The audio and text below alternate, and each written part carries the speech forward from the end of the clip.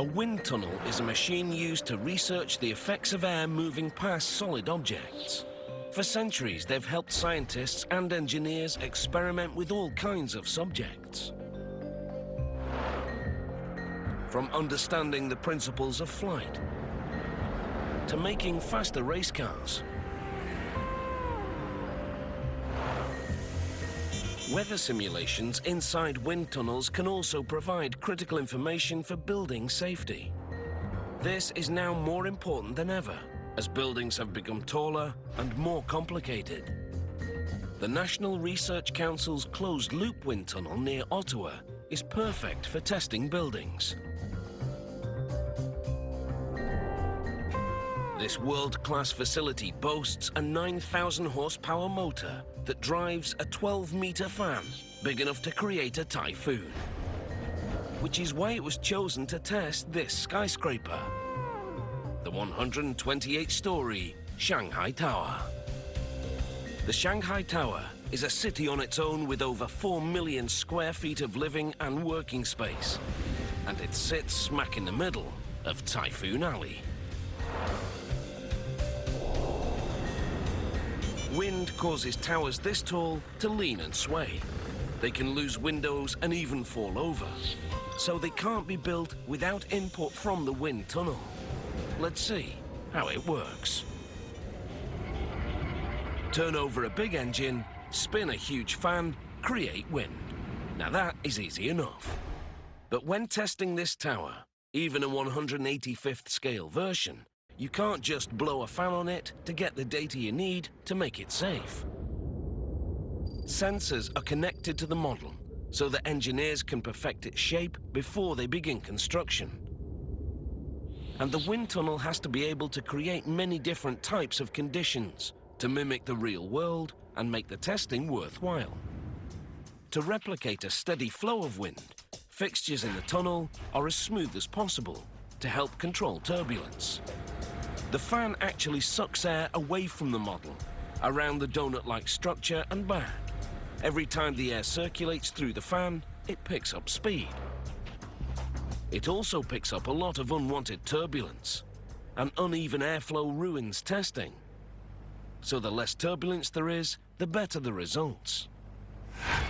Turning vanes in the corners help smooth out the flow, but that's not enough.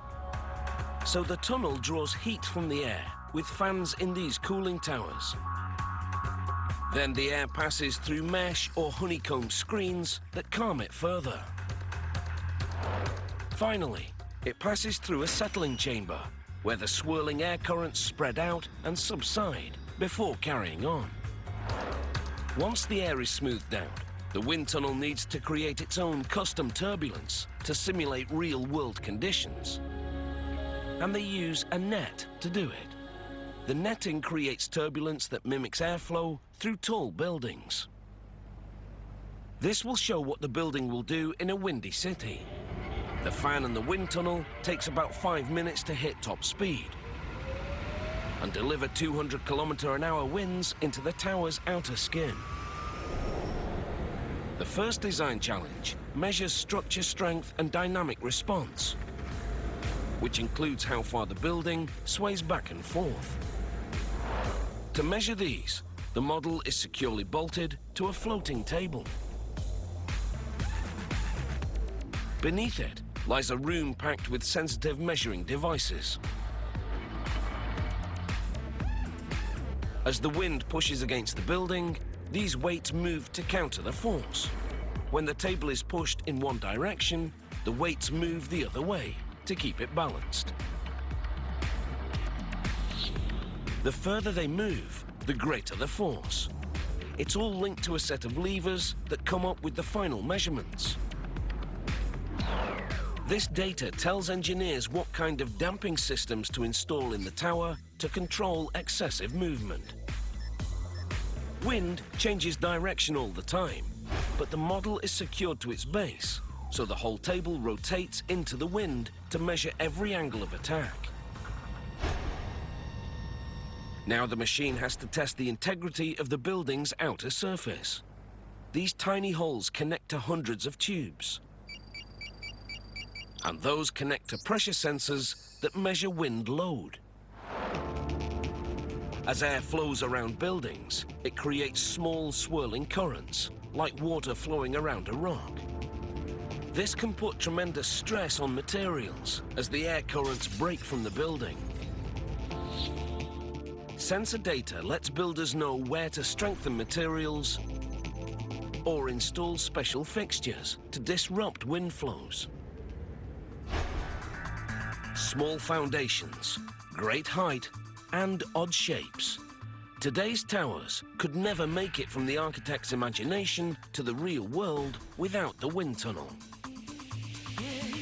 A machine that keeps us high, dry, and safe, even when a real typhoon hits.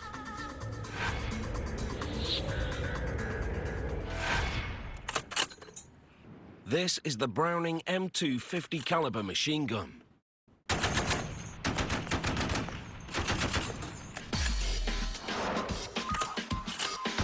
The first version of this machine arrived on the scene at the end of World War I. Its simple, reliable design and its ability to smash through steel and concrete is why the M2 is still being used by armies in every corner of the world. Let's see how it works. Bullets, linked by small metal clips, are loaded into the breech. When you cock the gun, a round is snatched up and dropped into the chamber.